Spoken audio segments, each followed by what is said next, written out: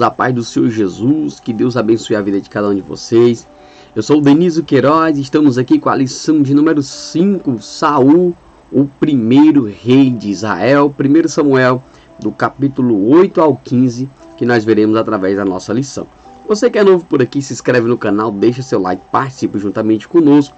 A minha formação é bacharel em teologia e agora estou fazendo 2 pós-graduação, uma em aconselhamento pastoral e a outra em terapia familiar, para tentar trazer o melhor aqui para você através desse canal, tá certo? Então vamos iniciar aqui a lição de número 5, meus agradecimentos por todos que comentam, tá certo? Ao irmão Rocha e aos demais que comentam as nossas aulas. Lição de número 5, Saul, primeiro rei de Israel.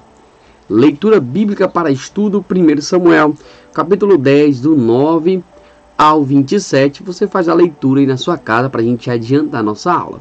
Essa é a revista que nós tomamos por base, revista da escola dominical. Nós vamos aqui, 1 e 2 Samuel, obedecer é melhor do que sacrificar. Texto áureo e verdade prática. Vamos lá? Então disse Samuel a todo o povo: vedes a quem o Senhor escolheu, pois em todo o povo não há nenhum semelhante a ele. Então todo o povo rompeu em gritos, exclamando: viva o rei. 1 Samuel 4:22. Verdade prática. Obediência é algo que Deus leva muito a sério. Isso aqui é muito importante, pessoal. Deus leva sim muito a sério e nós vemos isso no decorrer da sua palavra. Introdução. Saul serve de alerta para todos nós, pois tinha tudo para dar certo e ser um sucesso, mas foi um fracasso por sua própria culpa. Começou bem, mas terminou mal. Ou seja, pessoal, Saul colheu o fruto das suas escolhas, tá certo? Então todos nós temos a oportunidade sim de começar bem e terminar bem. Seus privilégios é o primeiro ponto que nós vamos abordar com 3 subpontos. Primeiro rei de Israel, suas qualidades, escolhido e ungido. Ponto 2, seus erros. Impaciência, arrogância e ingratidão. Isso aqui acaba com a vida de qualquer pessoa. E o ponto 3, obedecer é melhor do que sacrificar. Soberania versus liberdade, vencendo o eu, obediência ou sacrifício. Tá certo, pessoal? Todos nós sabemos que a soberba precede a queda. Então tenhamos cuidado. Tudo é para a honra e glória do Senhor Jesus. Ponto 1. Seus privilégios. Saul tinha tudo para triunfar. Era líder, tinha carisma, apoio popular e Deus era com ele. Olha, o que é que Saul queria mais? Tudo que qualquer pessoa poderia ter para ter uma vida triunfante e vitoriosa, Saul teve. Tópico 1. Primeiro rei de Israel. Aqui nós saímos do período dos juízes para entrar agora o período da monarquia, onde nós temos o primeiro rei. Então o Senhor disse a Samuel: atende a sua voz e estabelece-lhe um rei. Ser rei da nação de Israel, o povo escolhido de Deus, não era algo pequeno. Quando Deus escolheu Saul como rei, deu aos israelitas alguém de aparência física imponente, como eles, a exemplo de outras nações. Consideravam penitentes, mas junto com todo o privilégio vem a responsabilidade, como ensinou Jesus. Quem muito é dado, muito será exigido, muito será cobrado. Deus deu aí um rei à altura, de aparência, representando o tamanho também de Israel. Quando exercido em nome de Deus, o poder traz um grande perigo, pois costuma ser entendido como prerrogativa inquestionável e absoluta. O fato é que um novo capítulo da história de Israel estava sendo escrita e Saul é chamado para ser um dos seus protagonistas. Pessoal, olha só o que Deus está fazendo. Está fazendo uma transição. Está saindo do período do juízo, entrando no período da monarquia. Agora um novo capítulo da história está iniciando. E aí Deus levanta Saul para começar essa história. Além disso, o rei de Israel trazia atrelado a si a promessa messiânica, pois o futuro Messias, para ter legitimidade, precisava estar vinculado a uma sucessão de sangue real. quanto privilégio. Então, olha só, Deus havia aí dito, né, que Saul estaria reinando, Deus havia levantado, segundo o pedido do povo, é claro. Só que aí Saul, nós vamos ver no decorrer da nossa aula, que ele foi aí perdendo a presença de Deus, foi aí saindo cada vez mais do lugar que Deus tinha lhe colocado, ao ponto de Deus colocar Davi no seu lugar. Tópico 2. Suas qualidades. Saul também tinha suas qualidades, né? Tinha ele um filho cujo nome era Saul, moço e tão belo, que entre os filhos de Israel não havia outro mais belo do que ele. Desde os ombros para cima sobressaía a todo o povo. Ou seja, Saul aqui, a Bíblia está dizendo que ele era bonito, né? Era belo e era grande, ou seja, do ombro para cima ele era maior do que todos os que estavam ali. Saul inequivocamente tinha muitas qualidades e habilidades. Aliás, elas foram vistas como os critérios da sua escolha. Vamos ver aqui as qualidades e essas habilidades que ajudaram até mesmo Saul a ser escolhido por isso. O que eu quero dizer para você é que as suas qualidades e as suas habilidades, elas devem sim ser usadas para glorificar o nome do Senhor. Ele era jovem, o que significa ser tomado de ideias, força e destemor. Então isso aqui já foi uma característica a qual Saul tinha. Era alto, a ponto de sua estatura ser tomada como em sinal positivo em uma época de tantos conflitos militares. Ou seja, não é aqui um preconceito com as pessoas mais baixas, até porque eu sou uma pessoa também baixa, né? De média estatura. Mas Saul, para aquela época, ele representava algo grande. É tanto que quando nós vamos ver Golias, mesmo Saul sendo grande, Golias era bem maior, né? Então Golias representava todo o seu exército, enquanto Saul ali se atemoriza, né? Então vamos lá. C. Capacitado pelo Espírito Santo. Pois inicialmente Saul foi tomado e grandemente usado pelo Espírito de Deus. Olha só, pessoal. O Espírito de Deus estava assim sobre a vida de Saul, até porque ele foi ungido, né? Era ungido do Senhor. E D, ele foi manso, pois inicialmente, mesmo diante de oposição, Saul não usou a força para esmagar os discordantes, mas tratou-os com mansidão, deixando tudo nas mãos divinas. Ou seja, Saul não força aqueles que não queriam lhe receber como rei. Ele foi manso, esperou que Deus trabalhasse na vida das pessoas, que Deus viesse ali moldar, pessoal. Na igreja da mesma forma. A liderança ela não pode impor que as pessoas venham obedecer à força e ferro. Não. Ela tem que pedir a Deus para que Deus trabalhe no coração. E daqui a pouco está toda a igreja unida, todo mundo trabalhando junto e a obra seguir na frente. Afora isso, podemos mencionar a atitude de Saul quando obedece a seu pai, indo procurar as jumentas. Ele não se omite dos pequenos serviços. Ou seja, pessoal, no Antigo Testamento nós vemos pastores de quê? Pastores de gado, ovelhas e jumentos. Ou seja, Saul estava à procura da jumenta do seu pai, tá certo? Então até esses pequenos serviços ele não se omitiu. Ele estava fazendo ali o serviço a qual seu pai tinha lhe mandado. Ele estava obedecendo seu pai. Escolhido e ungido. Tomou Samuel um vaso de azeite e lhe derramou sobre a cabeça e o beijou. E disse: Não te ungiu, porventura, o Senhor por príncipe sobre a sua herança, o povo de Israel?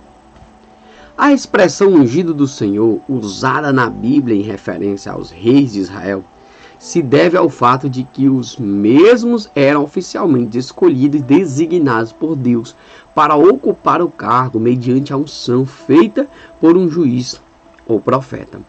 A ideia é que tal pessoa desempenhava uma função de serviço ao Senhor, porém não significa que tal pessoa fosse infalível, blindada ou que estivesse acima das necessidades da vigilância. Ou seja, pessoal, o que acontece? Deus escolheu Saul, claro, mediante o pedido do povo, mas Saul não era um super homem, né? Possamos dizer assim. Ele tinha suas falhas, ele tinha suas fraquezas, ele tinha suas limitações como qualquer outro. E é por isso que a gente vai ver lá na frente o que levou Saul, tá certo?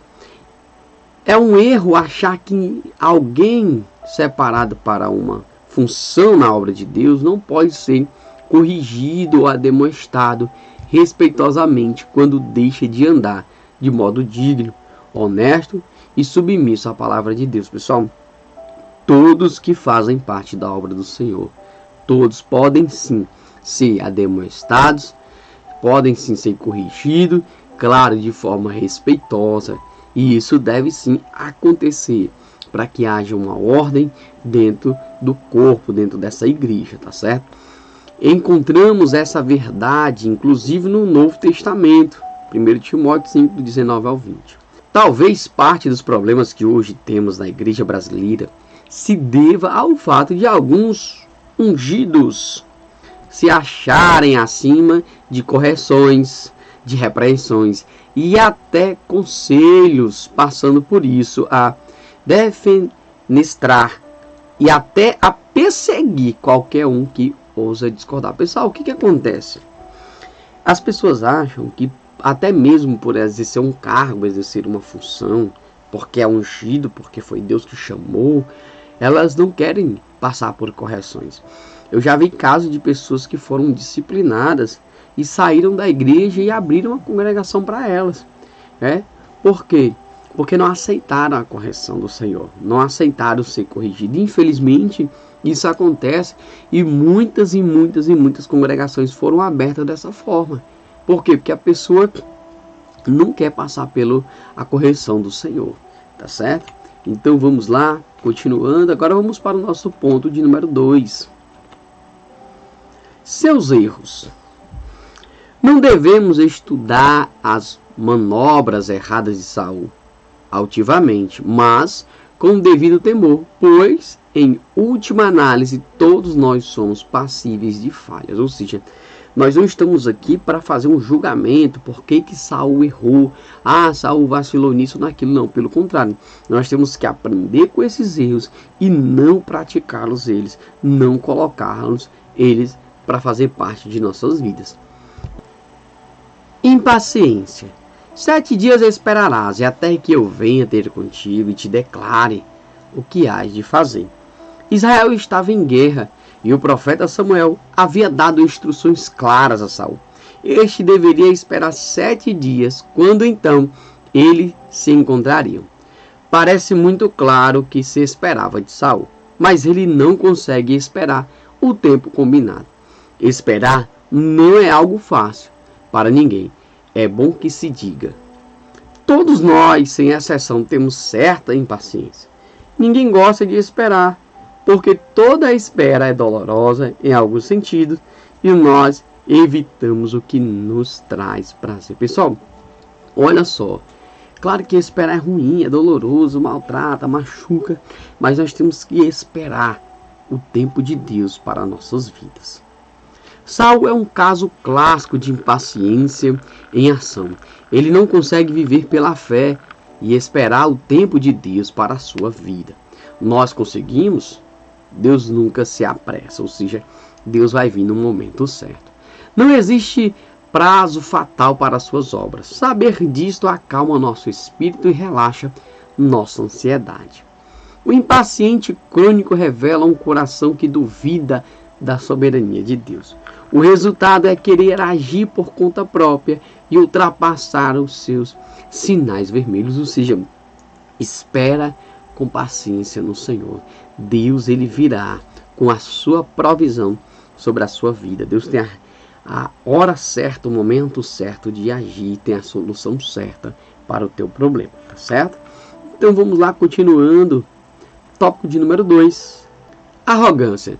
Então disse Saul: trazei-me aqui o holocausto e ofertas pacíficas. E ofereceu o holocausto. O sucesso obtido por Saul no caso dos amonitas parece que o fez perder a cabeça. A humildade suplantada pela presunção, e ele então decide usurpar a função privativa de Samuel, oferecendo o holocausto. Saul extrapolou seus limites. Ele usurpa temporariamente o sacerdócio de Samuel, mas ele não tinha autoridade espiritual para oferecer sacrifício. Ou seja, Saul era rei e Samuel era sacerdote. Cada um deveria ficar no seu canto. Mas o que Saul fez? por impaciência, por arrogância, colocou a carroça na frente dos burros, saiu atropelando, meteu os pés pelas mãos, e aí isso vai trazer uma consequência muito trágica. Faça a sua função, exerça a sua função e deixe que os demais assim façam com as suas, tá certo? Respeitando sempre os limites. Ele é tomado de arrogância e desrespeita o espaço de Samuel. Arrogantemente agem assim. Das grandes virtudes da vida, com certeza, a humildade é uma das mais nobres e valorizada nas escrituras, pessoal. Isso é importantíssimo. Salomão escreveu que a pessoa orgulhosa está a caminho da desgraça. Atitudes soberbas, como a de quem olha o próximo de cima para baixo, não tem o aval e o carimbo de Jesus, que, sendo Deus, abriu mão de seus privilégios e tornou-se homem e servo. Ou seja, Jesus, em momento algum, mesmo sendo Deus, usurpou ser igual a Deus. Pelo contrário, veio como homem e veio como servo. O que é humildade? É nunca darmos a nós mesmos uma grandeza que não temos, que não existe nem é necessária, pois Deus nos ama como somos. Ninguém é intrinsecamente maior do que ninguém. Quantas das vezes, né, as pessoas aparentam ter autoridade que elas não têm. O único que de fato possui grandeza superior a todos nós preferiu apresentar-se como servo, embora seja Deus. Como disse Agostinho, até Deus se humilhou em Cristo, mas o ser humano permanece soberbo. Deus nos ajude. Ou seja, Agostinho vai dizer que até Deus veio aí como servo, passando por humilhação, e muitas das vezes nós que somos servos do Senhor, que deveríamos agir como servos, queremos agir como Deus. Ingratidão.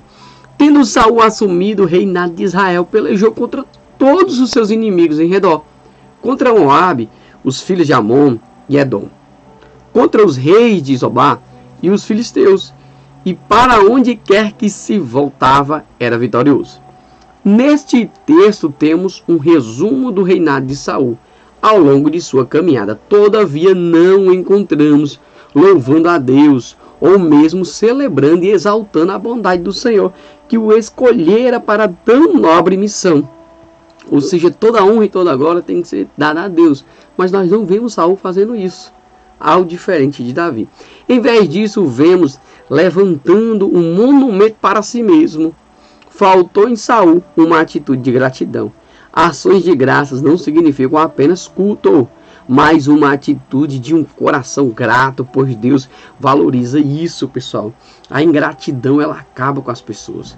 Quer ver uma pessoa ser destruída? É quando você ajuda uma pessoa e ela vai lá e diz assim: eu não pedi para você me ajudar, você fez isso porque quis. A ingratidão acaba com a pessoa. E aí muitas pessoas até se trancam, não ajudam mais as outras, porque algumas pessoas na caminhada foram ingratas. E aí a pessoa acaba sofrendo com isso. Somente os tolos acreditam que podem chegar a algum lugar sozinhos. Assim nunca agradece. Ninguém vai chegar a lugar nenhum sozinho, pessoal. Quando agradecemos, estamos glorificando a Deus por tudo que Ele é e tem feito, pessoal. Quando adoramos, o louvamos, estamos glorificando a Deus por tudo que Ele é. Porque Ele é Deus em nossas vidas, tudo é dEle, por Ele e para Ele foi feito todas as coisas. E sem Ele nada do que foi feito se fez. Talvez por isso Saul torna-se um homem consumido por ressentimentos, medos, desconfiança e incapacidade de descansar no Senhor. Somente descansa em Deus.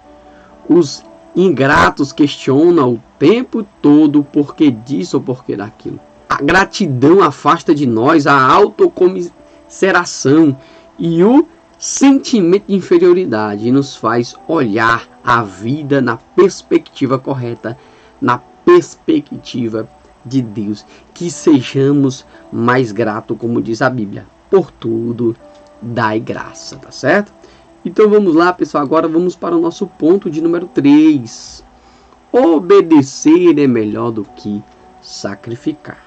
Tópico de número 1. Soberania versus liberdade. Arrependo-me de haver constituído Saul rei, porquanto deixou de me seguir e não executou as minhas palavras. Então Samuel se contristou e toda a noite clamou ao Senhor. Pessoal, só fazendo a ressalva, esse termo arrependeu-se, tá? Deus entristeceu-se. Isso é um antropopatismo, é atribuir sentimentos humanos para Deus. Depois eu vou trazer um vídeo só sobre isso aqui, tá certo? Então, Deus ele não ficou alegre, não ficou contente com o resultado que Saul escolheu para a sua vida. Deus escolheu Saul e isso é um fato, mas percebemos que ele é dado ao povo segundo o desejo e o perfil de um rei que eles queriam. Ou seja, era um rei segundo o coração do povo. Já Davi foi um rei segundo o coração de Deus. Não era para Israel desejar e pedir um rei, mas eles pedem mesmo assim e Deus lhe dá o que eles pediram. Isso mostra que a soberania divina não anula a responsabilidade humana. Saul se atrapalha e tropeça nas próprias pernas, mas ele não estava predestinado para o fracasso, de modo algum, pessoal. As pessoas não estão predestinadas ao fracasso nem ao sucesso. Isso são consequências de escolhas, são consequências de trabalho. As conquistas, elas acontecem conforme trabalhamos e buscamos ao Senhor Deus. O texto de 1 Samuel 13:13 diz que Saul tivesse sido obediente, Deus teria confirmado seu reino para sempre. Nem a soberania divina espezinha a liberdade do homem, nem essa liberdade impede Deus de executar a sua vontade, pois ele não precisa prestar contas a ninguém, exceto a si mesmo. O fato de Deus ser soberano e usar exclusivo o mal para cumprir seus propósitos não inocenta os malvados, nem os isenta do juízo certo no tempo de Deus. Isso aqui a gente vai ver muito no período do exílio, né? Deus, quando o povo foi exilado, usando uma nação para punir a outra e assim levando o povo em cativeiro, tá certo? Deus mostrando que está no controle de tudo e de todos. Não é porque Deus ele é soberano e é divino, pessoal, que ele fica interferindo. Ele deixa a pessoa escolher, ele dá livre-arbítrio para que a pessoa escolha. Isso é claro. Mas eu vou ter também que colher o fruto que eu plantar, a consequência das minhas escolhas, seja positivas, sejam negativas. Tá certo? E o tópico de número 2. Vencendo o eu. Madrugou Samuel para encontrar a Saul pela manhã, e anunciou-lhe aquele: já chegou Saul ao Carmelo, e eis que levantou para si um monumento, e dando volta, passou e desceu ao Gilgal. O erro está aqui, levantou para si, tomando a honra e a glória. Saul, movido pelo seu eu, constrói um monumento para si, mesmo como se ele e não o Senhor tivesse vencido o inimigo. Começou humilde, escondendo-se na bagagem, pois achava-se aquém de tamanha honra, mas agora o orgulho o vence. No começo, ali meio humilde e escondidinho, mas agora mostrou que realmente era. O orgulho toma conta. É fato que os maiores inimigos de todos nós não estão fora de nós, mas do lado de dentro. Nosso maior problema não são os outros, mas nós mesmos, pois a pessoa mais difícil de lidarmos é aquela que vemos refletir no espelho. Ou seja, a pessoa mais difícil de lidar somos nós mesmos. Então, nós é que colocamos barreira, nós é que colocamos dificuldade, nós é que colocamos empecilho, nós é que levamos a nossa fé a ficar vacilante. Ou seja, somos nós mesmos que somos derrotados por nós mesmos. Nós temos que primeiro vencer o nosso eu para ter uma vida vitoriosa com Cristo. Saul foi vencido não pelos seus inimigos, mas por si mesmo. É necessário diuturnamente vigiar o nosso coração, ou seja, todo dia vigiar o nosso coração. Ele precisa de constante cuidado, pois as paixões e concupiscência combatem contra a alma. As investidas do maligno só nos seduz, né? Porque nos atrai com isca que esconde os anzóis. Pessoal, isso é muito interessante. Quando nós vamos pescar, se você deixar a ponta do anzol para fora, o peixe não é besta. Ele não vai abocanhar. Mas quando você cobre a ponta do anzol, aí o cara tilápia vem, aí você pesca. E é isso que os crentes caem. Por quê? Porque não está vendo a armadilha, não está vendo a cilada, porque a concupiscência dos olhos, ela esconde isso. E aí muitos acabam defiando no meio da caminhada. Dos inimigos, a carne certamente é um dos mais difíceis, pois está sempre conosco. Não há tréguas, não há para onde fugir. Expressões do tipo, eu sinto no meu coração, são perigosíssimas, pois o coração humano é enganoso. Quem coloca o que sente no coração como réplica da vontade de Deus, comete um perigoso erro. Não é o que sentimos que conta, mas o que Deus diz em sua palavra. Ponto final. Saul falhou aqui, mas nós podemos vencer. Mas quais monumentos estamos construindo? Eles são para Deus ou para nós? Pessoal, uma coisa interessante. A Bíblia diz que enganoso é o coração do homem.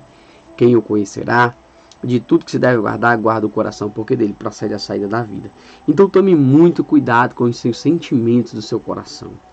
Tá certo? Muitas das vezes você acha que está agindo segundo a vontade de Deus, mas não está. Para, pensa, reflete um pouco, analisa, vai orar e pede para que Deus te direcione, tá certo? Não siga o impulso do seu coração, que você pode se quebrar lá na frente. E aí, qual monumento nós estamos construindo? É para nós? É para Deus? Então, o que você está construindo hoje? É para glorificar o nome do Senhor ou é para glorificar o seu nome? Isso é uma reflexão para nós, tá certo? E aqui, o nosso tópico de número 2, obediência ou sacrifício. Porém, Samuel disse, tem porventura o Senhor tanto prazer em holocaustos e sacrifícios, quanto em que se obedeça a sua palavra? Está perguntando, é mais importante obedecer ou sacrificar? Eis que obedecer é melhor do que sacrificar, e o atender melhor do que a gordura de carneiros. Às vezes algumas coisas apresentam para nós como sendo boas, legítimas, mas podem ser distração para nos afastar do verdadeiro alvo. Saul achava que o importante era o sacrifício que iria oferecer. Samuel mostra que o que Deus mais deseja é obediência e não sacrifício. Até Jesus teve foco e prioridade no seu ministério. Houve certas coisas que ele se recusou a fazer, porque, embora não parecessem ruins, o afastaria da sua missão. Um exemplo disso foi quando se recusou a aceitar o que o povo queria fazer, ele queria coroar. Jesus não aceita, até porque o foco da missão de Jesus não era estabelecer um reino terreno. Os discípulos perguntaram, Senhor, é nesse tempo que restaurará o reino a Israel? Jesus não estava preocupado com o reino terreno. Ele não era rei? Sim, com certeza. Por que recusa? Porque essa não era a sua missão. Saul perdeu o foco do seu ministério. A partir de um certo momento, percebemos que a única coisa que o satisfazia e pelo qual se empenhava era eliminar Davi. Gradativamente, ele se distancia do seu chamado, chegando ao ponto de consultar os mortos, pois Deus já não lhe falava. Muitos já foram iludidos com o canto da sereia, né? E aceitaram ofertas e propostas aparentemente boas, mas que não vêm de Deus. Eu sempre falo, pessoal, não troque o que Deus te deu pelo que o mundo te oferece. Tudo que não vem dele não presta, mesmo que tenha a mais linda embalagem. Não perca o foco e o alvo.